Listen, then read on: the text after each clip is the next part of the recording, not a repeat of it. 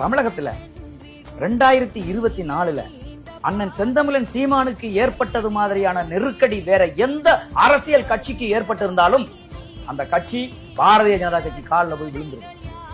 ஒரு பக்கம் தம்பிகள் எல்லாம் கூப்பிட்டு என்னையே மிரட்டல் கைது பண்ண போறோம் அப்படின்னு சொல்லி, ஒரு பக்கம் கடைசி நிமிடத்துல சின்னத்தை பறிச்சுட்டாங்க.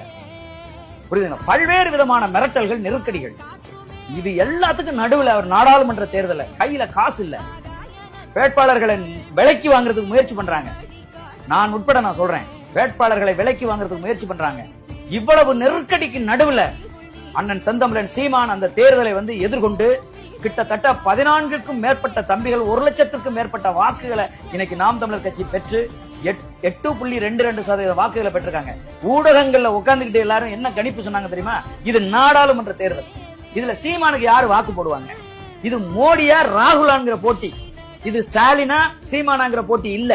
அதனால இதுல சீமானுக்கு 2% வாக்கு தான் வரும்னு சொன்னாங்க.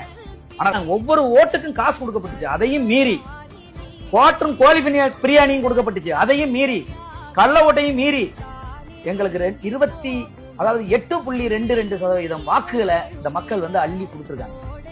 அவ்வளவு பெரிய எதிர்ப்புக்கு நடுவுலையும் நாங்கள் களமாடி இருக்கிறோம். அதை நீங்க புரிஞ்சுக்கணும். அப்ப கூட நாங்க போய் பிஜேபி கிட்ட நிக்காது, இடி ரைடு